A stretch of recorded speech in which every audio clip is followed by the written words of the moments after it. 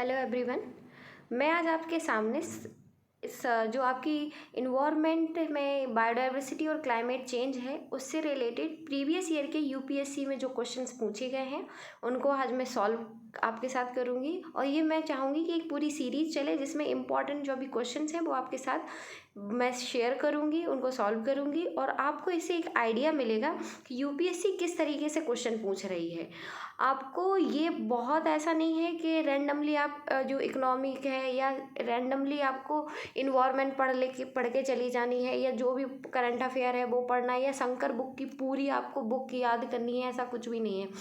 आप क्वेश्चंस को टैकल करोगे तो आपको ये आइडिया लगेगा कि कुछ मेन ऐसे पोर्शंस हैं जहाँ पे आपको ध्यान देना ही होगा, मतलब वो चीज़ें आपको पढ़नी होगी। उसके बाद कुछ आपको गैस वर्क भी करना होगा, मतलब एलिमिनेशन मेथड का इस्तेमाल करके आपको क्वेश्चन के आंसर तक पहुँचना है। तो चलिए मैं 1 बाय 1 क्वेश्चन आपके साथ शेयर करती हूँ। देखिए, जो पहला क्वेश्चन है स्क्रीन में आपके सामने, इसको थोड़ा सा अगर हम बढ़ा लेंगे तो अच्छा दिखेगा। इसमें लिखा हुआ है, consider the following animals of India, which of these is are endangered species. पूछा है, 2003 का क्वेश्चन है। यूपीएससी ने पूछा था कि दो जो स्पीसीज दी गई हैं, क्रोकोडाइल और एलिफेंट, कौन सी ऐसी स्पीसीज है जो इंडेंजर्ड है। अगर उस समय की बात करें तो उस समय आंसर इसका क्या था, ए आंसर, मतलब केवल क्रोकोडाइल वो आपकी इंडेंजर्ड स्पीसीज थी, एलिफेंट नहीं था। लेकिन अभी अगर बात करें तो एलिफेंट की नंबर भी काफ़ी कम होती जा रही है, जिसकी वजह से एलिफेंट भी इंडेंजर्ड के कैटेगरी में आ चुका है। तो आपको कुछ चीज़ें याद रखनी होंगी जो बार बार यूपीएससी पूछ रहा है। जैसे कुछ ऐसी स्पेसीज हैं जो क्रिटिकली इंडेंजर्ड है, कुछ स्पेसीज इंडेंजर्ड है, कुछ स्पेसीज वल्नरेबल हैं, जिनको आपको याद करो। यूपीएससी वहीं से बार बार क्वेश्चन पूछ रही है, मतलब ऐसे आप 20 से 30 स्पेसीज के नाम पता है, कहाँ पे पाई जाती हैं, मेन उनकी लोकेशंस कुछ कुछ पता है, तो आप आसानी से एलिमिनेशन मेथड का इस्तेमाल करके, अगर आपको क्वेश्चन में सारी चीज़ें या 3 स्टेटमेंट हैं, तीनों के बारे में अगर आपको पता नहीं है तो अगर उनमें से एक दो कुछ ऐसे क्वेश्चंस होते हैं कि अगर आप 3 में से कोई एक अगर ऑप्शन एलिमिनेट कर लेते हैं तो आप आंसर तक ईजिली पहुंच जाते हैं। ठीक है, जैसे क्रिटिकली इंडेंजर्ड की अगर हम बात करें तो क्रिटिकली इंडेंजर्ड स्पेसीज में आप कह सकते हो कि जैसे कश्मीरी स्टैग, जिसको हंगुल भी कहा जाता है, ठीक है, आप कह सकते हैं ये कश्मीर का स्टेट एनिमल है। ठीक है, हिमालय रीजन में पाया जाता है, ये बिल्कुल याद रखना कश्मीर स्टैग के बारे में, ये क्रिटिकली इंडेंजर्ड स्पेसीज है। दूसरे की बात करें, जैसे आप कहेंगे ग्रेट इंडियन बस्टर्ड, ठीक है, काफ़ी इंपॉर्टेंट है, बहुत न्यूज़ में भी रहती है, तो इसको याद रखना कि ग्रेट इंडियन बस्टर्ड भी आपकी क्रिटिकली इंडेंजर्ड है और ये डिज़र्ट एरिया में पाई जाती है। अब आप ध्यान लगा सकते हैं, सोच सकते हैं कि डिज़र्ट इंडिया में कहाँ है, गुजरात में, राजस्थान में। ठीक है, तो ये मेनली जो राजस्थान या गुजरात में उसी एरियाज़ में ये मिलती है। नेक्स्ट आता है आपके सामने घड़ियाल। ठीक है, और जो घड़ियाल हैं ये भी आपकी क्रिटिकली इंडेंजर्ड स्पेसीज़ है, और ये जो घड़ियाल हैं ये याद रखना क्लीन रिवर में, जो चंबल रिवर है वहाँ पे मिलता है घड़ियाल। नेक्स्ट आता है जैसे आपके साइबेरियन क्रेन, ये भी साइबेरियन क्रेन भी एक क्रिटिकली इंडेंजर्ड स्पेसीज़ है, और इस तरीके से कुछ इंडेंजर्ड भी स्पेसीज है, जैसे आप याद रखना रेड पांडा। ठीक है, ये आपका क्या है, इंडेंजर्ड स्पेसीज है। एशियाटिक लाइन, सॉरी, जैसे एशियाटिक लाइन, ये भी आपका इंडेंजर्ड स्पेसीज है। अगर आप बात करेंगे गोल्डन लंगूर, जो कि आप बात करोगे गोल्डन लंगूर आपका भूटान और नॉर्थ ईस्ट के आसाम वगैरह में मिलता है, ये भी आपका क्या है, इंडेंजर्ड स्पीसीज है। टाइगर इंडेंजर्ड स्पीसीज है। हम बात करें एलिफेंट, ये भी आपका इंडेंजर्ड स्पीसीज है। और स्नो लेपर्ड, ये भी इंडेंजर्ड स्पीसीज है। और कैसे, जैसे मस्क डियर या स्वैम्प डियर है, ये भी आपकी इंडेंजर्ड स्पीसीज है। तो ऐसे ऐसे आपको कुछ कुछ 8-10 आप जैसे ऑफिशियल वेबसाइट पे आप जाओ इन्वायरमेंट मिनिस्ट्री की, आप देख लीजिए, या आपने पूरे जो ईयर में 1 साल का होल अगर करंट अफेयर उठा के देखेंगे तो आप उसमें देखेंगे तो 20 से 25 ऐसी स्पेसीज हैं जिनके बारे में पूछा गया है। और उन्हीं को याद आपको रखना है। और प्रीवियस ईयर के क्वेश्चन पेपर आप लगाइए तो आपको ये आइडिया हो जाएगा कि अगर आपको 20 से 30 स्पीसीज पता है तो आप इस प्रकार के क्वेश्चंस को टैकल कर लेंगे, ठीक है।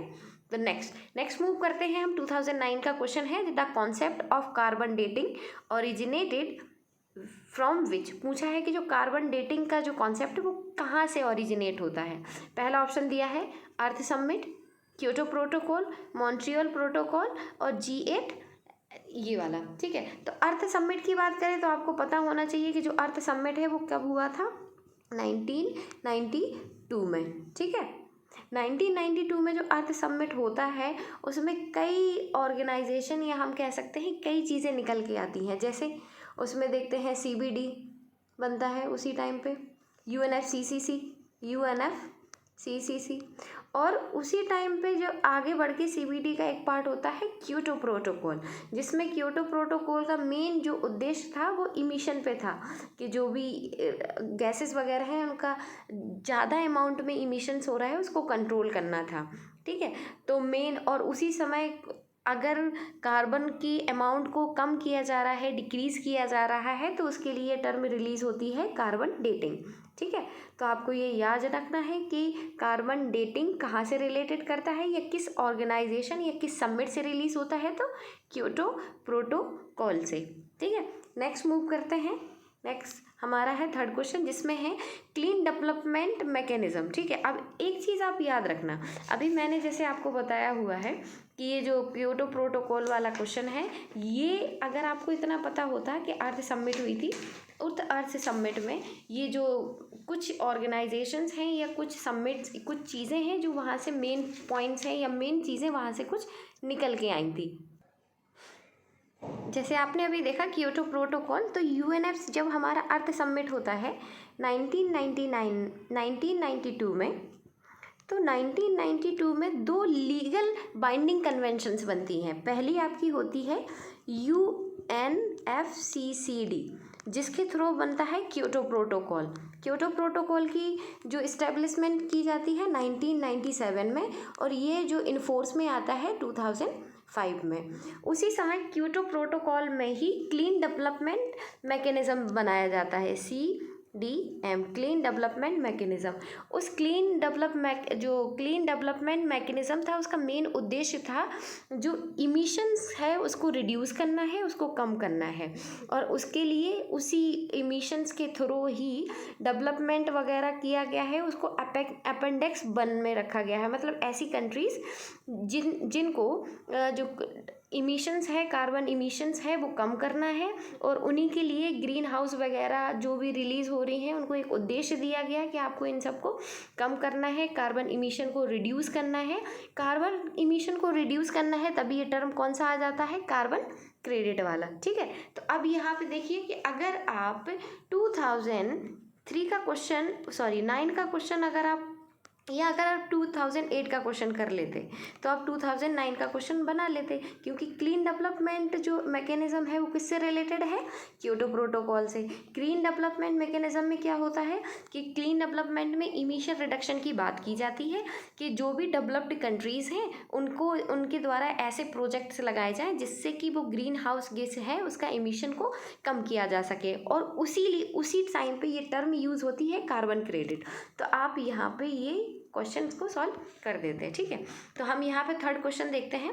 थोड़ा सा अभी आपको इसलिए बताने की कोशिश कर रही हूँ कि आप सॉल्व कर देंगे अभी जो आप क्वेश्चन देख रहे हैं, क्योंकि मैं बता रही हूँ, लेकिन एग्ज़ाम हॉल में आपको कैसे सोचना है, कैसे चीज़ें आपको रिलेट करनी है, ये सीखना होगा मेन, क्योंकि पढ़ के सब जा रहे हैं, सब ज्ञानी हैं, लेकिन एट ए टाइम आपकी परफॉर्मेंस इस बात पे डिपेंड करेगी कि आपके पास कोरिलेशन कैसा है, आप चीज़ों को कैसे कोरिलेट करते हैं। एक चीज़ को याद करके आप उसको 5 चीज़ों के साथ कनेक्ट करके कैसे एक हॉलिस्टिक अपनी नॉलेज को इनहेल करके रखे हुए हैं अपने पास, आप कैसे अपने आप को सही से कम मेहनत करके ज़्यादा से ज़्यादा चीज़ों को समझने की कोशिश कर रहे हैं और उसको कनेक्ट कर रहे हैं। कनेक्टिविटी जितनी अच्छी होगी, रटना कम पड़ेगा, आसान होगा, चीज़ें आपके माइंड में ज़्यादा टाइम तक ठहरेंगी, ठीक है।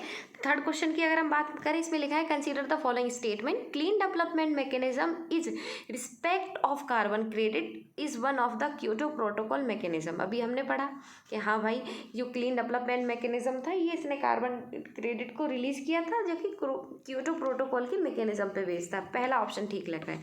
दूसरा है under the clean development mechanism, तो जब project handle part in only the apex 1 countries, मतलब सीडीएम के अंदर जो भी कंट्रीज आ रही थी वो कंट्रीज, या सीडीएम के अंदर जो भी प्रोजेक्ट रखे जा रहे थे वो केवल उन्हीं कंट्रीज को दिया जा रहा था जो कि अपेंडेक्स या अपेक्स 1 में थी। अपेक्स 1 में वही कंट्रीज या डेवलपिंग कंट्रीज थी जिनसे कहा गया था या जिनका मेन काम यही था कि आपको ग्रीन हाउस इमिशन को कम करना है। तो second option is also right, so answer will be C. Okay, next question move करते हैं हम 4। आप देख रहे होगा लगातार 3-4 क्वेश्चन आपको क्योटो प्रोटोकॉल से ही मिल रहे हैं। इसमें लिखा है consider the following statement, Kyoto protocol come into force in year 2005। अभी हमने बताया था कि जो आपका क्योटो प्रोटोकॉल था उसको 1997 में बनाया गया था और 2005 में इसको इन्फोर्स किया गया था। तो पहला ऑप्शन तो सही है। सेकेंड ऑप्शन देखें, Kyoto protocol deal primary with the depletion of ozone layer. अब ये बताओ ये सही है या गलत है, क्योंकि अभी तक ओजोन लेयर के डिप्लीशन की तो कहीं हमने बात नहीं की है। ठीक है, तो मेन ये हो जाएगा कि आपका पहला ऑप्शन तो ठीक है, 2 गलत है। ओके, तो 2 यहाँ पे आप काट दीजिए। नेक्स्ट है methane as a green house gas is more harmful than carbon dioxide. ठीक है, ये बात तो ठीक है कि जो अगर हम ग्रीन हाउस गैस की बात करें, एक्चुअली अगर ओजोन लेयर की बात करेंगे, ओजोन लेयर से रिलेटेड 2 कन्वेंशंस हैं। एक तो है आपका वेना कन्वेंशन और दूसरा है क्या है, मॉन्ट्रियल प्रोटोकॉल। ठीक है, वेना कन्वेंशन आपका 1985 में बनाया गया था, फिर उसी की तर्ज पे उसको इस्टेब्लिश करने के लिए मॉन्ट्रियल प्रोटोकॉल बनाया जाता है 1987 में। ठीक है, तो इस तरीके से आप याद रखना, ओजोन लेयर से रिलेटेड 2 ऑर्गेनाइजेशंस हैं, एक तो वीना कन्वेंशन और Montreal protocol. Green house gas की बात करें तो ग्रीन हाउस गैसेज आपकी कौन सी होती हैं, carbon dioxide, methane, nitrous oxide और वाटर वेपर, ओजोन। ठीक है, ये सारी चीज़ें आपकी क्या होंगी, लेकिन सबसे ज़्यादा इफेक्टिव क्या होता है, मीथेन। तो वही पूछ रहा है कि methane as a green house gas is more harmful than carbon dioxide. So yes, तो 2 ऑप्शन आप गलत करेंगे तो आपके सामने ऑप्शन कटेगा दिस। ठीक है, 3 ऑप्शन सही है तो ये भी गया और ये भी गया, तो ऑप्शन बचा बी इज राइट आंसर। ठीक है, नेक्स्ट मूव करते हैं। Due to their extensive rice cultivation some regions may be contributing to global warming, to what possible reasons is this attributable. वो कह रहा है कि जो राइस कल्टिवेशन को बढ़ा रहे हैं इस वजह से ग्लोबल वार्मिंग की जो प्रॉब्लम है वो इंक्रीज हो रही है, रीजन्स क्या है। पहला ऑप्शन बता है anaerobic condition associated with rice cultivation causes the emission of methane. Yes, actually होता क्या है कि जो वो फ्लडिंग कट होती है तो जो फ्लडिंग की वजह से जो ऑक्सीजन की सप्लाई है वो कम रुक जाती है, जिसकी वजह से एनारोबिक कंडीशन में जो राइस है उनका कल्टीवेशन होता है और उस वजह से मीथेन का इमिशन बढ़ जाता है। तो पहला ऑप्शन तो सही है।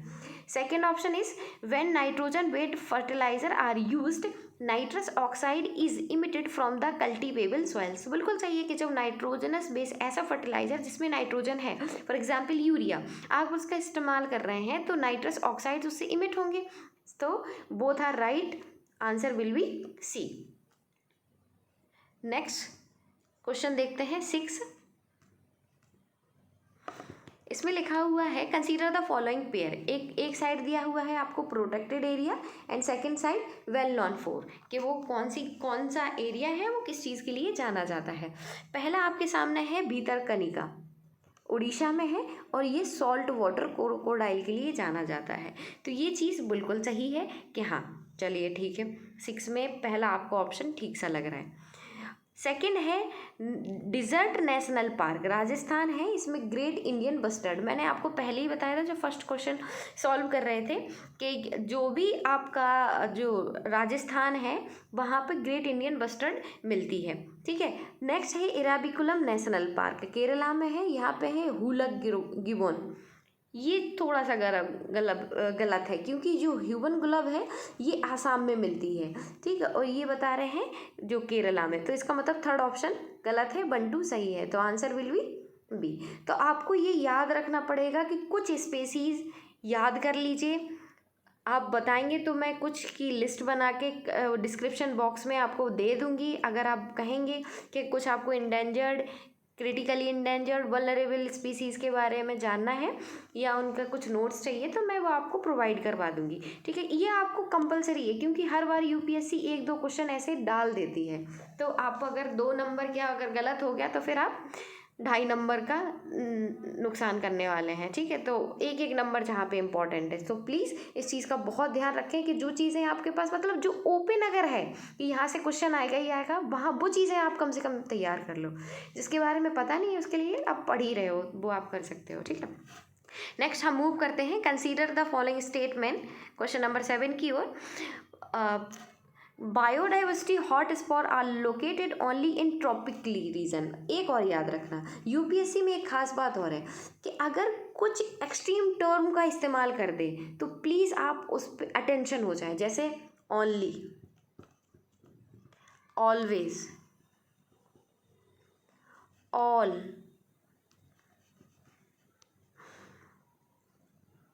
और आप कह सकते हैं एक्सक्लूसिवली। इस तरीके से अगर यूपीएससी में आपको किसी भी स्टेटमेंट में टर्म दिख रहे हैं तो वहाँ पे आप गोला लगा के उसके बारे में सोचना स्टार्ट करते हो, और ये 99% आपको गलत मिलेंगे, ठीक है। लेकिन ये भी बात है कि 2019 और 18 में यूपीएससी ने खेल खेला, ऐसा क्वेश्चन पूछा कि जिसमें से 3 स्टेटमेंट है, तीनों में ही ओनली ओनली दिया है। तो आपको ये भी याद रखना है कि अगर तीनों स्टेटमेंट में ओनली दे दिया है तो फिर सारे गलत नहीं हो सकते, फिर आपको कहीं ना कहीं वहीं से क्लू निकालना होगा कि कोई 1 या 2 गलत होगा, ठीक है। इस तरीके से आपको तिकड़मबाजी लगा के क्वेश्चन पेपर सॉल्व करना है। पूरी नॉलेज हो जाए और यूपीएससी का एग्ज़ाम प्री निकालना है, ऐसा बहुत कम होता है। आप 70% आपकी नॉलेज होगी और 30% आपको ये टेक्निक सीखनी पड़ेगी, तभी आप यूपीएससी के क्वेश्चन सॉल्व कर पाएंगे, ठीक है। तो हम पहला देखते हैं, biodiversity hot spot are located only in tropical region, ठीक है। Next, India has 4 biodiversity hot spot, that is eastern Himalaya, western Himalayas, western Ghat, Andaman and Nicobar. और जबकि हमने अभी तक जो भी पढ़ा हुआ है कि इंडिया में जो 4 हॉट स्पॉट हैं वो कौन कौन से हैं, एक तो हिमालय रीजन, वेस्टर्न घाट, इंडो बर्मा वाला, और चौथा क्या हो जाएगा, सुंदरलैंड। और जबकि ईस्टर्न जो हिमालय वगैरह है ये अकेला नहीं है, ये इंडो बर्मा मतलब बर्मा वाला रीजन भी है। तो सेकंड ऑप्शन आपका गलत होता है और फर्स्ट ऑप्शन भी आपका गलत है। सो आंसर विल बी डी। तो कुछ नॉलेज और कुछ आपको जो बेसिक अंडरस्टैंडिंग है प्रीवियस ईयर के क्वेश्चंस पेपर से कि यूपीएससी किस टाइप के स्टेटमेंट में खेल सकता है, कि मतलब आपको नहीं भी पता है उस स्टेटमेंट के बारे में, लेकिन आप एक आपके पास प्रोबेबिलिटी हो जाएगी कि ओनली लिखा है, इसका मतलब एक 90 और 10 के रेशियो में चलना है कि 90% ये गलत होगा। तो आपको और ऑप्शंस पढ़ के फिर आपको अपना ऑप्शन तक पहुँचना है, फाइनल आंसर तक पहुँचना है, ठीक है। नेक्स्ट हम क्वेश्चन करते हैं 8th, consider the following statement, the boundaries of national park are defined by legislature. सही है। A biosphere reserve is declared to conserve a few specific species of flora and fauna. Biosphere reserve क्या करता है, conserve करता है few species. वो आपको ये पता होना चाहिए, बायोस्फीयर रिजर्व एक बड़ी सी टर्म है, एक बायोस्फीयर रिजर्व में कई नेशनल पार्क, कई वाइल्ड लाइफ सेंचुरीज हो सकती हैं, और वो कह रहा है कि आपको केवल एक पर्टिकुलर स्पेसीज फ्लोरा या फोना को कंजर्व करने के लिए बात की जाती है। तो थोड़ा सा ये चीज़ ठीक नहीं लग रही है, ठीक है पहला, लेकिन आपको पता है कि ये सही है। थर्ड ऑप्शन है आपके सामने, in a wild life sanctuary limited biotic interference is permit, ठीक है। ये क्वेश्चन आपके सामने उन्होंने रखा है, उसके बारे में आपको थोड़ा सा देखना है। अब देखिए 2 गलत है, तो 2 सबसे पहले जहाँ चाहे वो ऑप्शंस काटिए, ऑप्शन कटा 1 बी, ऑप्शन कटा डी। अब आपके पास 50-50 चांस है, 1 तो सही है। थर्ड में देखो फिर से पढ़ो, wild life sanctuary limited biotic interference is permitted. देखिए क्या होता है कि नेशनल पार्क और वाइल्ड लाइफ सेंचुरी में यही डिफरेंस है कि जो नेशनल पार्क होते हैं वो पूरे तरीके से प्रोटेक्टेड होते हैं, मतलब यहाँ पे ह्यूमन इंटरफेरेंस को परमिशन नहीं दी जाती, जबकि वाइल्ड लाइफ सेंचुरीज़ हैं यहाँ पे कुछ रिस्ट्रिक्शंस लगा के ह्यूमंस को परमिशन दे दी जाती है।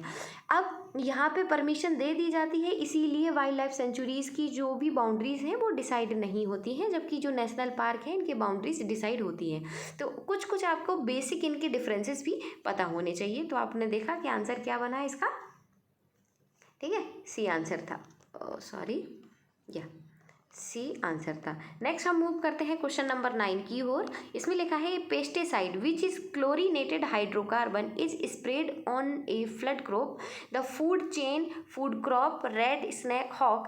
इन this food chain the highest concentration of pesticide would accumulated in which one of the following. मतलब आपने फूड चेन है, कोई फूड फ्रूट है या फूड है जो भी है, उसमें आपने क्या हुआ कि हाइड्रोकार्बन्स को स्प्रे कर दिया, उस पर केमिकल डाल दिए, और उसको कह रहे हैं कि उस फूड को रैट ने खाया, रैट को स्नैक ने खाया, स्नैक को हॉक ने खाया। तो वो इस चेन में सबसे ज़्यादा जो पेस्टिसाइड है उसकी कंसंट्रेशन किसकी बॉडी में मिलेगी। आपने एक कॉन्सेप्ट पढ़ा होगा इन्वायरमेंट में कि जो बायो मैग्निफिकेशन में क्या होता है, फूड चेन में जब पॉल्यूटेंट एक जगह से दूसरी जगह मूव करते हैं तो लास्ट जो भी खाने वाला होता है उसमें उसकी कंसंट्रेशन इंक्रीज हो जाती है, ठीक है। तो बस उसी कॉन्सेप्ट से ये लगना था।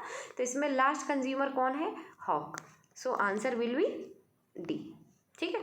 नेक्स्ट क्वेश्चन मूव करते हैं रिगार्डिंग कार्बन डेटिंग। देखिए अभी आप कार्बन डेटिंग क्योटो प्रोटोकॉल से रिलेटेड 2003 से लेके 2010 तक आप 3 से 4 क्वेश्चन कर चुके हो। 2011 में फिर से वही क्वेश्चन है उसी सेम रिगार्डिंग। तो आप कैसे नहीं कह सकते हो कि यूपीएससी क्वेश्चन रिपीट नहीं कर रही है। Regarding carbon credit which one of the following statement is not correct. पहला, carbon credit system was rectify in conjunction with Kyoto protocol. आपको आंसर तो पहले में ही मिल रहा है, लेकिन चलो दूसरा भी पढ़ के देख लेते हैं। Carbon credit are awarded to countries और groups that have reduce green house gas and their emissions quota, ठीक है। नेक्स्ट है the goal of the carbon credit system is to limit the increase of carbon dioxide. एक है, ये भी सही सा लग रहा है आपको। फिर क्या होगा कि carbon credit are traded at the price from the time to time by UNEP। ये कुछ सही सा नहीं लग रहा है। क्योटो प्रोटोकॉल से रिलेटेड था, UNFCCC के अंदर आता था, तो ये UNEP का क्या काम है। अब क्वेश्चन में क्या पूछा है, कार्बन क्रेडिट से रिलेटेड कौन सा स्टेटमेंट है जो राइट नहीं है। सो अब आप क्या करोगे, यही क्वेश्चन या यही ऑप्शन आपको सही नहीं लग रहा है, तो आंसर विल बी डी, ठीक है। नेक्स्ट मूव करते हैं consider the following programme afforestation and development of wetland, reforestation and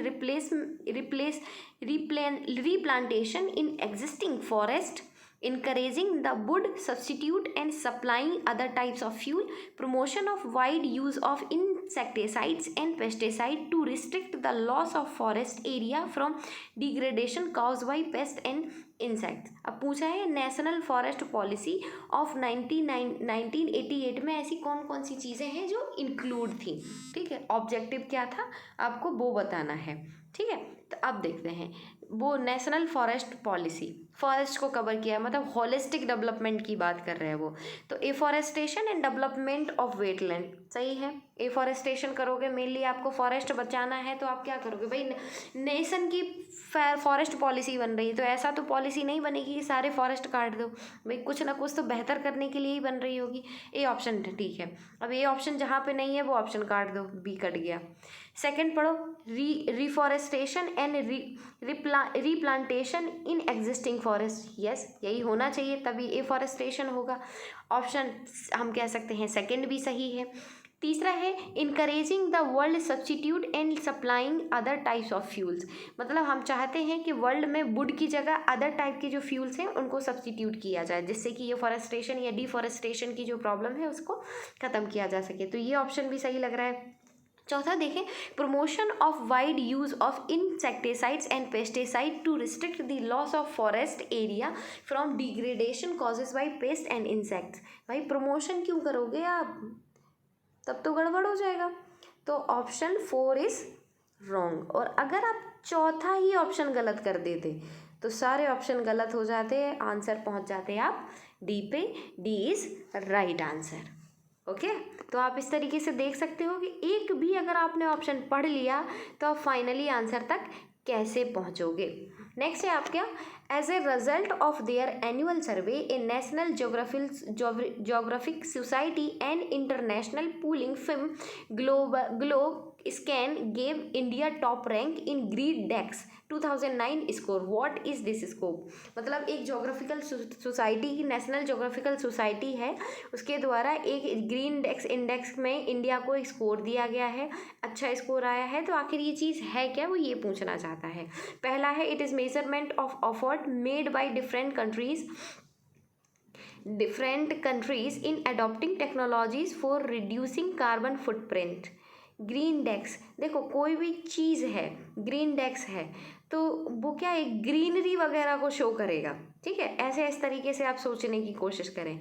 second तो रिड्यूसिंग कार्बन फुटप्रिंट, चलो ठीक है देखते हैं। Second it is A measure of environmentally sustainable consumption behaviour in different countries, ये थोड़ा सा सही सा लग रहा है। थर्ड ऑप्शन लग पढ़ते हैं, it is a essential of programme scheme undertake in different countries in improving the conservation of natural resources, ये तो कुछ मीनिंग सा नहीं लग रहा है। फोर्थ है it is a index showing the volume of carbon credit sold by different countries, तो इसका तो कोई मतलब ही नहीं बन रहा है। रिड्यूसिंग कार्बन फुटप्रिंटिंग, ये भी नहीं लग रहा है, ठीक है। Essential programme scheme different countries, ये भी नहीं, तो आंसर विल बी बी। तो इस तरीके से आपको क्वेश्चन से जब आपको कुछ भी समझ रहा है तो क्वेश्चन ढंग से पढ़ो बार बार, और आप देखो कि ये क्या हो सकता है, इस तरीके से आप आंसर तक, कोई भी ऐसा नहीं कि आप जो भी क्वेश्चन में पूछा हो या जो भी एग्जाम पेपर में आए हो आप सब कुछ पढ़ के आए हो, लेकिन कुछ जो भी पढ़ाया है आपने साल भर 2 साल में उसको अप्लाई करना है और बहुत ही जर्नल अप्रोच लेके चलना है। यूपीएससी बहुत, इसीलिए वो सारे स्टूडेंट, हर स्ट्रीम का स्टूडेंट एक एग्ज़ाम देता है, चाहे वो साइंस बैकग्राउंड का हो, IITN हो या कोई सिंपल BA किया हुआ हो, सारे लोग एक ही फील्ड में बैठकर एक साथ एग्ज़ाम देते हैं, क्योंकि यूपीएससी जर्नल अप्रोच, अगर उस आपके पास वो अप्रोच है then you can clear this exam. Okay next question we read, India is a party of Ramsar convention, ठीक है, and has declare many areas as Ramsar site, which of the following statement best describe as to how we should maintain the site in the contest of this convention. पूछ रहा है कि India है वो Ramsar convention का एक part है और इनमें से कौन सी चीज़ है जो अच्छे तरीके से एक्सप्लेन करती है इस कन्वेंशन को, ठीक है। तो हम देखते हैं, देखो रामसर कन्वेंशन किससे रिलेटेड है, याद रखना, थोड़ा वेटलैंड से रिलेटेड है, ठीक है, और वेटलैंड से उसके बाद एक मॉन्ट्रियॉक्स प्रोटोकॉल है वो भी उससे ही रिलेटेड है। सो फर्स्ट पहला ऑप्शन पढ़ते हैं आप, keep all the site completely inaccessible to man so that they are not be exploited. अब इसमें क्या है, कम्प्लीटली शब्द इस्तेमाल कर दिया, कम्प्लीटली कुछ नहीं होता, ऑप्शन काट दो ये। सेकेंड देखो, conserve all the sites through ecosystem approach and permit tourism and recreation only, only है, सावधान।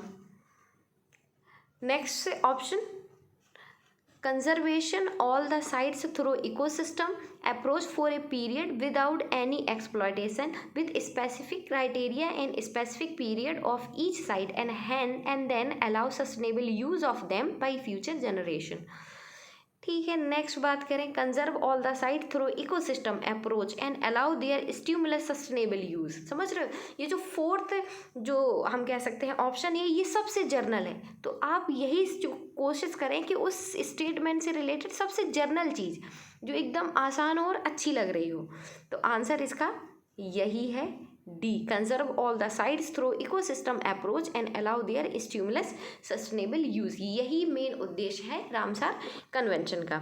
नेक्स्ट हम देखते हैं क्वेश्चन नंबर 14, क्या है क्वेश्चन नंबर 14 में, what are the possible limitations of India in mitigating the global warming at present and is in the immediate future, मतलब जो ग्लोबल वार्मिंग की प्रॉब्लम्स है उसको ख़त्म करने के लिए इंडिया नहीं कर पा रहा है, तो क्या क्या लिमिटेशंस हैं वो आपको बतानी है। पहला option, appropriate alternate technology are not sufficiently available, बहुत ही जनरल सा आंसर ऑप्शन लग रहा है, हाँ ऐसा है।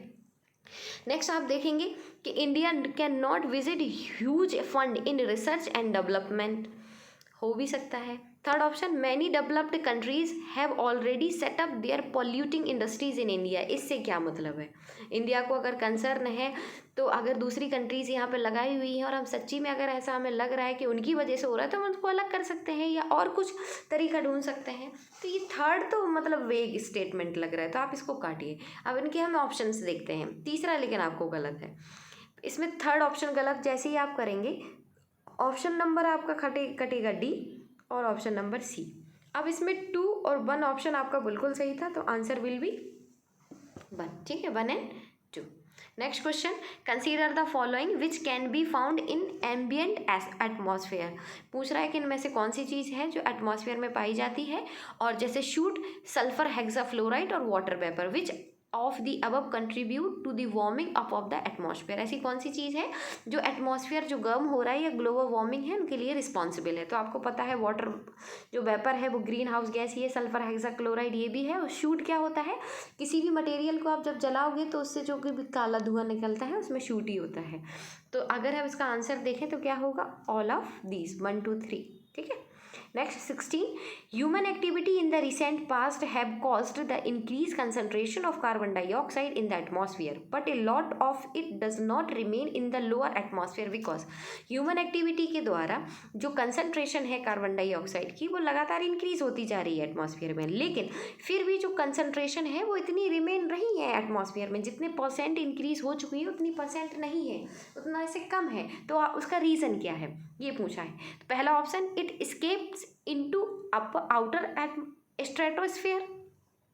ये वही बात क्या हुई, इसको इससे क्या मतलब है? ठीक है, तो थोड़ा सा ये अजीब सा टर्म लग रहा है तो हम इसको काटेंगे। दूसरा, the photosynthesis by phytoplanktons in the ocean. ये तो बिल्कुल सही है कि ओशन में जो फाइटोप्लैंक्टन्स होते हैं उनके द्वारा फोटोसिंथेसिस की जाती है। फोटोसिंथेसिस में क्या होता है कि जो भी प्लांट्स हैं वो कार्बन डाइऑक्साइड को लेते हैं और ऑक्सीजन को रिलीज करते हैं, जिसकी वजह से अब ओशन बहुत बड़ा है, बहुत वाइड एरिया में फैला हुआ है, तो जो फाइटोप्लैंक्टन्स हैं वो भी बहुत ज़्यादा होंगे। अगर वो कार्बन डाइऑक्साइड लेंगे तो बहुत अमाउंट में लेंगे, जिसकी वजह से जो एटमॉस्फेयर में कार्बन डाइऑक्साइड है वो रिड्यूस होती है। तो सेकेंड ऑप्शन तो सही से लग रहा है। थर्ड ऑप्शन देखें, the trapping of air in the polar ice caps. तो इसका क्या मतलब है? पोलर आइस का एयर अर्थ यहाँ पे है, पोलर आइस कैप तो आर्कटिक या अंटार्कटिक का तो ऐसा कोई रीज़न नहीं है, तो थर्ड ऑप्शन भी आपको वेग स्टेटमेंट लग रहा है। तो 3 गलत और 1 तो का कोई मतलब ही नहीं है, तो आंसर विल बी 2। ठीक है, आप ये देखिए मैं क्वेश्चन डिस्कस कर रही हूँ और अगर इससे रिलेटेड आपको कोई भी चीज़ समझ में ना आए या किसी भी क्वेश्चन में आपको डाउट लगे तो प्लीज़ आप डिस्क्रिप्शन बॉक्स में पूछ लेना।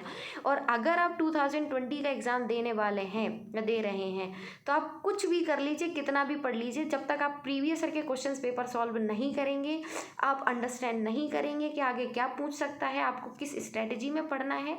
ये लास्ट टाइम है, जो भी 20 दिन बचे हुए हैं आपको उनका सही से यूटिलाइजेशन करके प्रीवियस ईयर के क्वेश्चंस पेपर को पढ़ के उन्हें सही से इफेक्टिव तरीके से जान के और आपको उन्हीं का एप्लीकेशन यूज़ करके आपको इस एग्ज़ाम में बैठना है। ठीक है, नेक्स्ट क्वेश्चन 17 है, in the context of ecosystem productivity marine upwelling zone are important as they increase the marine productivity by bring the. वो कह रहे हैं कि जैसे आप देखेंगे ये जैसे ओशन एरिया है, यहाँ से पानी स्टार्ट होता है, तो इस एरिया में जो प्रोडक्टिविटी है वो बहुत ज़्यादा होती है। तो उसका रीज़न क्या है? Decomposer microorganism to the surface. यहाँ पे रहते हैं क्या सरफेस पे डिकम्पोजर ये माइक्रो ऑर्गेनिज्म? नहीं, ये तो गलत है। तो ये जो फर्स्ट स्टेटमेंट है वो आपका गलत हो जाएगा। सेकंड है न्यूट्रिएंट्स टू दी सरफेस। हाँ, जहाँ पे न्यूट्रिएंट्स आ जाएंगे, जैसे क्या होता है कि जो वाटर है वो यहाँ से मूव होता है, कोई जो नीचे के जो न्यूट्रिएंट्स हैं वो अपवेल होके ऊपर आ जाते हैं और इसी वजह से इस जगह की जो प्रोडक्टिविटी है वो ज़्यादा होती है। तो सेकंड ऑप्शन आपको सही लग रहा है। थर्ड ऑप्शन देखते हैं, bottom dwelling organism to surface. तो बॉटम ड्वेलिंग ऑर्गेनिज्म तो नीचे नहीं आते हैं। ठीक है, तो ये भी आपको थोड़ा सा कैसा लगेगा, अजीब सा लगेगा। तो इस तरीके से आप देखेंगे कि इसका आंसर क्या होगा, 3 गलत है और 1 भी गलत है, तो आंसर विल बी 2। नेक्स्ट है United nation framework convention of climate change A international treaty draw by, हमने बताया था आपको शुरू में ही कि जो अर्थ समिट होती है 1992 में, तो उस समय UNFCCC की फॉर्मेशन होती है, जिससे क्योटो प्रोटोकॉल बनता है, कार्बन क्रेडिट CDM वगैरह की स्थापना होती है। तो आप ये देखिए कि एक ही टॉपिक से रिलेटेड अभी से 7 से 8 क्वेश्चन पूछे जा चुके हैं, मतलब 2003 से लेकर 2010 के बीच में। तो बी केयरफुल, कुछ ऐसी चीज़ें हैं जिन्हें आपको पढ़ना ही है, उनकी बेसिक अंडरस्टैंडिंग अगर आपने उस टॉपिक को खोल के 4 से 6 लाइन या 10 लाइन पढ़ ली तो आप क्वेश्चन बना सकते हैं, ठीक है। तो UNFCCC क्योटो प्रोटोकॉल इसी से बना हुआ है, वो कहाँ है, UN की कॉन्फ्रेंस इन्वायरमेंट एंड डेवलपमेंट, जो कि रियो डी जेनेरियो में हुआ था 1992 में। तो आंसर विल बी इसका क्या हो जाएगा, बी। नेक्स्ट क्वेश्चन 19 देखते हैं। The formation of ozone hole in the Antarctic region has been caused of concern, what could be the reason for the formation of this hole. ठीक है, आपको पता है अंटार्कटिक जो रीजन है उसमें ओजोन होल का डिप्लेशन है, भैया कारण क्या है वो देख लीजिए। Presence of prominent tropospheric turbulence and inflow of chlorofluorocarbon, नहीं, यहाँ पे कोई भी ट्रोपोस्फेरिक टर्बुलेंस नहीं है। नेक्स्ट है presence of prominent polar front and static cloud and inflow of chlorofluorocarbon, ये सही लग रहा है। थर्ड देखें, absence of polar front, absence, presence होना चाहिए, ये भी गलत। Increase the temperature at polar region due to, भाई पोलर रीजन है, बर्फ होगी वहाँ पे टेम्परेचर कैसे इंक्रीज हो रहा है, तो ये भी गलत। Answer will be B. Next question, to improve the river one which its source in Jharkhand and know by different name in Odisha and with its source in Odisha merge at a place only a short distance from the coast of the Bay of Bengal before flowing in the sea, which is an important site of wildlife and biodiversity and protected area. Which of the following could be this? वो पूछ रहा है कि कोई अगर एक river है जो वहाँ इम्पोर्टेंट रिवर है जो झारखंड से वो रिलीज़ होती है, उड़ीसा में आती है, आगे चल के दोनों मर्ज हो जाती है, बे ऑफ बंगाल में मिलती है, और ये एक इम्पॉर्टेंट वाइल्ड लाइफ सेंचुरी या बायोडाइवर्सिटी से होकर जाती है। तो वो कौन सा, अब आपको पता है उड़ीसा में देख लो जी, ठीक है। तो उड़ीसा में सबसे ज़्यादा इम्पोर्टेंट भितरकनिका नेशनल पार्क ही है, ठीक है, जो आप कह सकते हो कि जो कौन सी स्पेसीज यहाँ पे इंपॉर्टेंट है मैं बता चुकी हूँ, इसका आंसर आपको डिस्क्रिप्शन बॉक्स में देना है, ठीक है। तो नेक्स्ट क्वेश्चन की तरफ मूव करते हैं। मैं थोड़ा सा जल्दी करूँगी जिससे ज़्यादा से ज़्यादा क्वेश्चन आपको कवर अप किए जा सकें। 3 of the following criteria have contribute to the recognition of western Ghat, Sri Lanka and Indo Burma region and hot spot of diversity. इससे पहले भी आप एक क्वेश्चन हॉट स्पॉट की बात कर चुके हैं, ठीक है, शायद 2007 या 8 में था और 2011 में फिर से क्वेश्चन पूछा। तो आप कहाँ से कहोगे कि यूपीएससी रिपीट नहीं करता। अब रिपीट का मतलब ये थोड़ी है कि सीधा क्वेश्चन कॉपी पेस्ट कर दे, उसी से पूछ रही है कि अगर वो चीज़ आपने पढ़ लिखी हो कि अगर आपको हॉट स्पॉट उसने पूछा कि इंडिया में कौन कौन से हैं, तो आपको पहला क्राइटेरिया पढ़ना होगा ना कि हॉट स्पॉट किसको कहते हैं, ठीक है, क्या क्राइटेरियाज होने चाहिए, ठीक है। तो हम इसमें देखते हैं, पहला ऑप्शन स्पेसीज रिचनेस, नहीं पता, वेजिटेशन डेंसिटी, एंडेमिज्म, एंथोबोटेनिकल इम्पोर्टेंस, ये क्या है भाई। चौथा तो एकदम अजीब सा लग रहा है ना, इसको काटो पहले, ठीक है। अगर आप चौथा ऑप्शन काटोगे तो बी कटा और डी कटा, अब बचा आपका ए और सी, जिसमें से आप देखेंगे बन तो सही है, मतलब स्पेसीज रिचनेस होनी चाहिए, चलो ठीक है। दूसरा आप देखेंगे वेजिटेशन डेंसिटी, मतलब वेजिटेबल की डेंसिटी देख के क्या करोगे आप, भाई हॉट स्पॉट तो उसको बनाया जाता है जो बहुत ही ज़्यादा थ्रेटन है, वहाँ पे बहुत ज़्यादा दिक्कत हो रही है, कोई स्पेसीज़ है वो अगर वहाँ की 90% वो अगर ख़त्म हो चुकी है, तब हम कहते हैं कि भाई इसको कंजर्व करने की ज़रूरत है, तो उसको एक हॉट स्पॉट बना दो, ठीक है। नेक्स्ट 6 है थ्रेटन परसेप्शन, हाँ थ्रेट तो हो सकता है, 5 भी सही लग रहा है। अब 5 अगर आपने ढूंढ लिया तो आंसर आप आसानी से पहुंच सकते थे सी, 1, 3 एंड 5। 3 में क्या है, एंडेमिज्म, हाँ कोई जो भी स्पेसीज़ है वो वहाँ की होनी चाहिए, मतलब मेन ये क्राइटेरियाज हैं उस जगह की या उस जगह में स्पेसीज़ की रिचनेस होनी चाहिए, स्पेसीज़ की एंडेमिज्म होनी चाहिए, मतलब जो भी स्पेसीज़ हैं वो मेनली वहीं पे मिलती हों और उन्हें खतरा हो, ठीक है। नेक्स्ट आप मूव करेंगे 22 पे। The Himalaya range is very rich in species diversity which among the following is the most appropriate reason. जो हिमालय रीजन है वहाँ पे आप देखते हैं कि जो डाइवर्सिटी है वो बहुत ज़्यादा है। वो पूछ रहा है कि भाई रीज़न क्या है, तो इसमें देखेंगे it a high rainfall that support luxuriant vegetation. तो फिर मेघालय में भी तो बहुत ज़्यादा होती है, वहाँ पे क्यों नहीं इतनी वेजिटेशन? तो रेनफॉल से तो बहुत ज़्यादा फर्क नहीं पड़ेगा। Second, it is influence of different bio geographical zone. बिल्कुल सही। आप ये और ध्यान रखना, जैसे आपने देखा जहाँ पे cold water current and warm water current मिल रहे हैं वो एरिया फिश के लिए बढ़िया होगा, फिशिंग जोन के लिए। उसी तरीके से कहीं पे अगर बायोडाइवर्सिटी की बात करें ना, तो ये कुछ इंपॉर्टेंट चीज़ें हैं कि वहाँ अगर जो डिफरेंट जोन अगर आपस में मिल रहे हैं तो वो अच्छी प्रोडक्टिविटी प्रोवाइड करेंगे, वहाँ पे बेहतर प्रोडक्टिविटी आपको देखनी पड़ेगी। ठीक, देखी जाए, आप देख सकते हैं। नेक्स्ट है 23। इसमें है there is a concern over the increase the harmful algal bloom in the sea water of India, what could be the causative factor for this phenomena. क्या कारण हो सकते हैं इस चीज़ के लिए? ठीक है, तो आप इसको एक करके आप इस चीज़ को देखते हैं। देखो क्या है, discharge of nutrient from the estuaries. भाई क्या कारण है कि एल्गल ब्लूम बढ़ता जा रहा है? हाँ, एस्चुरीज वगैरह हैं, वहाँ से जो न्यूट्रिएंट्स हैं वो डिस्चार्ज होके आते हैं, जिसकी वजह से ओशन में बहुत ज़्यादा जो ओशन में है उसमें एल्गल ब्लूम बढ़ रहा है। ठीक है, ऑप्शन ठीक सा लग रही है। Second, run of from the land during monsoon. हाँ, मानसून सीजन में जो भी फील्ड्स हैं वहाँ से फर्टिलाइजर रन ऑफ होके कहाँ पे आ जाते हैं? ओशन में। अब वेलिंग ऑफ द सी। बिल्कुल, तो आंसर विल बी 1 2 3 एंड 1 2 3। ठीक है, तो next 24, consider the following: photosynthesis, respiration, decay of organic matter, volcanic eruption. Which of the above add carbon dioxide to the carbon cycle on the earth. वो कौन सी process है जिसके through carbon dioxide add होती है atmosphere में? पहला, photosynthesis. Photosynthesis में भाई क्या होता है? कार्बन डाइऑक्साइड गेन किया जाता है और ऑक्सीजन रिलीज की जाती है। तब तो ये तो अपोजिट लग रहा है, 1 ऑप्शन काट दो। 1 ऑप्शन जैसी काटोगे 1 कटा और डी कटा। सेकेंड देखो, रेस्पिरेशन। ठीक है, आप क्या करते हैं कि ऑक्सीजन लेते हैं, कार्बन डाइऑक्साइड छोड़ते हैं। ठीक है, तो आप कार्बन डाइऑक्साइड बढ़ा रहे हैं, अपने आप को क्या करोगे? मारोगे। कोशिश करो ऑक्सीजन छोड़ने लगो नहीं हो सकता। ठीक है, एक्चुअली ह्यूमन अगर कार्बन डाइऑक्साइड छोड़ रहा है तो उसका भी एक प्रॉपर रीज़न है। नेचर ने सारी चीज़ें बैलेंस कर रखी हैं। हम कार्बन डाइऑक्साइड रिलीज करते हैं, उसी का इस्तेमाल प्लांट्स करके फोटोसिंथेसिस में इस्तेमाल करते हैं, और वो जब ऑक्सीजन रिलीज करते हैं तो उसको हम इस्तेमाल रेस्पिरेशन में करते हैं। तो हम एक दूसरे के लिए बने हैं। अगर प्लांट नहीं होंगे तो ऐसा नहीं है कि हम जो डिफॉरेस्टेशन कर रहे हैं, फॉरेस्ट काट रहे हैं, तो कुछ दिनों के बाद इंसान भी मरी जाएगा अगर उसका यही रवैया रहा, क्योंकि हम एक दूसरे पर डिपेंड हैं। ओके, नेचर जो भी बायोडाइवर्सिटी है वो तभी वो जो भी इकोसिस्टम है वो तभी सस्टेन कर सकता है बेहतर तरीके से जब बायोडाइवर्सिटी ज़्यादा है।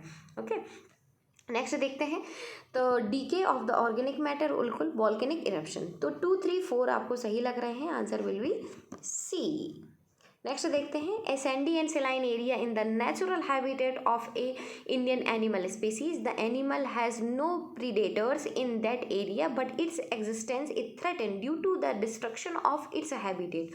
विच one of the following could be that animal? कोई एनिमल है जो सेलाइन और सैंडी एरियाज में रह रहा है, उसके लिए उस पर कोई प्रीडेटर भी नहीं है, लेकिन फिर भी उसकी जो एग्जिस्टेंस है वो ख़त्म होती जा रही है। तो वो क्या रीजंस है, वो एनिमल कौन है? ठीक है, वो ये पूछ रहा है कि कौन सा एनिमल है, वो आपको ये बताना है। ठीक, पहला देखते हैं, इंडियन वाइल्ड बफेलो। बफेलो, पहला आपको क्वेश्चन देख के क्लू पकड़ना है कि सैंडी, ऐसा कोई एनिमल है जो रेत में रहता है। ठीक है, इसके लिए आपको याद, बफेलो पानी वानी पीने के लिए चाहिए, नहीं। Wild boar, no. Indian gazelle, नहीं। वाइल्ड ऐश, ये है आपका राइट आंसर। तो इस तरीके से आप थोड़ा सा याद करने हैं। इंडियन वाइल्ड ऐश है वो आपका राजस्थान गुजरात में पाया जाता है। इस तरीके से अगर ये भी आपको आइडिया होता तो आप क्वेश्चन लगा देते।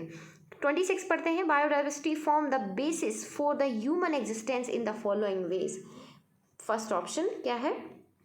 Soil formation, prevention of soil erosion, recycling of waste and pollination of the crop. तो आप बताइए, जो अगर ह्यूमन एग्जिस्टेंस करना है उसके लिए कौन कौन से रीज़न से रिस्पॉन्सिबल है?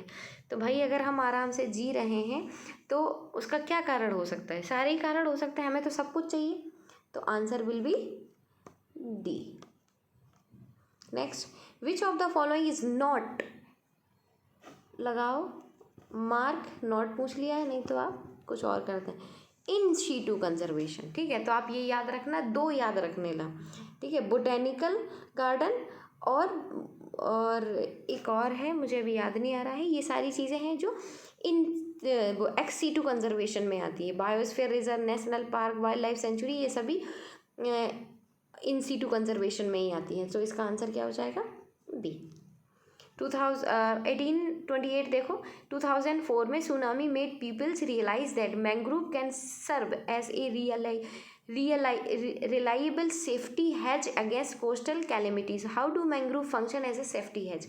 वही जो मैंग्रोव्स हैं वो बहुत ज़्यादा इंपॉर्टेंट है और बहुत ज़्यादा सेफ्टी प्रोवाइड करते हैं। 2004 में जब सुनामी आई तब लोगों को ये रियलाइज़ हुआ। तो उसका रीज़न क्या है आपको बताना है। पहला, मैंग्रोव स्वयं separate the human settlement from the sea by, नहीं, ह्यूमन सेटलमेंट, जब ह्यूमन ही रहेंगे तो फिर आप सेट किसको करोगे, ये बचाओगे किसको? तो पहला ऑप्शन तो गलत सा लग रहा है। दूसरा, the mangroves provide both food and medicinal which people are need for better and natural disaster. भाई तुम्हें खाना दे दिया, तुम हास्ट पोस्ट हो तो नेचुरल डिजास्टर से बच थोड़ी जाओगे, और मेडिसिन तो तब ज़रूरत होगी ना जब बचोगे। भाई आ गई है तो वो कैसे बचा रहा है आपको, उसका क्या रोल है? सी ऑप्शन, सी देखिए, the mangroves tree are tall with dense canopies and serve an excellent shelter during a cyclone और सुनामीज। ठीक सा लग रहा है। डी ऑप्शन देखते हैं, the mangrove tree do not get uprooted by storm and tide because of their extensive root. देखिए, tsunami आ रही है और जो कुछ पेड़ लगे हुए हैं वो उस एरिया को बचा रहे हैं, यहाँ से सुनामीज आ रही हैं। तो ऐसा, अब ये अगर उखड़ के खूब लंबे हैं तो लंबे से क्या पानी निकल के इधर आ जाएगा। लेकिन अगर ये अपरूटेड है, इनकी जड़ें अंदर तक हैं, तो जो वाटर आ रहा होगा या जो भी स्टॉर्म चल रही होगी जिसकी वजह से ये पेड़ हैं जो उखड़ नहीं पाएंगे और इस एरिया को प्रोटेक्शन मिल जाएगा।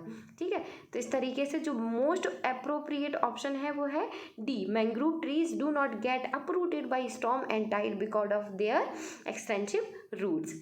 29 क्वेश्चन पढ़ते हैं। The Red Data Book published by International Union of Conservation of Nature and Natural Resources IUCN contain list of, पूछ रहा है कि जो रेड डाटा बुक है जो IUCN के द्वारा पब्लिश की जाती है उसमें क्या कंटेन होता है, क्या होता है उसमें। पहला है endemic plant and animal species present in A biodiversity hotspot. नहीं, ये बायोडाइवर्सिटी हॉटस्पॉट की बात भी नहीं करता। ए ऑप्शन गलत, ए गलत। Threaten plant and animal species, may be, हमें आइडिया नहीं है। तीसरा, protected area for conservation of nature and natural resource and various countries. भाई इसका काम है प्रोटेक्ट करना, लेकिन अगर कोई एरिया पहले से ही प्रोटेक्ट है तो वो उस चीज़ को क्या करेगा? नो, तो सी ऑप्शन भी नहीं। तो सी ऑप्शन जैसी काटते ना, आंसर आ जाता है आपका बी। ओके, नेक्स्ट है, consider the following statement. Biodiversity is normally greater in the lower latitude as compare to higher latitude. Along the mountain gradients, biodiversity is the normally greater in lower altitude as compared to higher altitude। देखिए होता क्या है, जैसे आप इस तरीके से देख रहे हो तो जो नीचे एरिया होगा वहाँ पे ज़्यादा बायोडाइवर्सिटी होगी, ठीक है, और अगर आप किसी पीक एरियाज़ पे देखेंगे तो यहाँ पे क्या उगेगा? बहुत कम। लेकिन यहाँ पे है, जो नीचे एरिया होगा यहाँ पे ज़्यादा बायोडाइवर्सिटी होगी। तो इस तरीके से दोनों ऑप्शन आपको सही लग रहे हैं। चाहे नॉर्मल एरियाज़ में जाओगे तब भी, अगर आप जो ऊपर उठा हुआ एरिया उसके कंपैरिजन में यहाँ पे आपको बायोडाइवर्सिटी ज़्यादा, और अगर आप हिली एरियाज़ में जाओगे तो उसमें भी यहाँ पे सरफेस कम मिलता है उसको, यहाँ पे सरफेस ज़्यादा मिलता है वेजिटेशंस वगैरह, तो बायोडाइवर्सिटी ज़्यादा होगी। ठीक है, अभी हम देखते हैं, लेक्चर लंबा हो रहा है तो अभी मैं 30 करती हूँ। नेक्स्ट जो भी आपका लेक्चर बनाया जाएगा, वीडियो बनाया जाएगा, उसमें 30 के बाद 31 से हम फिर से जो भी क्वेश्चन है उनको पूरा करेंगे। 2019 तक, 2000 से लेके 2019 तक के जो भी इन्वायरमेंट से related questions paper previous year में यूपीएससी ने पूछे हैं उनको आपको डिटेल में और तरीके के साथ, ट्रिक के साथ आपको बताया जाएगा कि आपको कैसे इन्हें सॉल्व करना है। तो ओके, थैंक यू।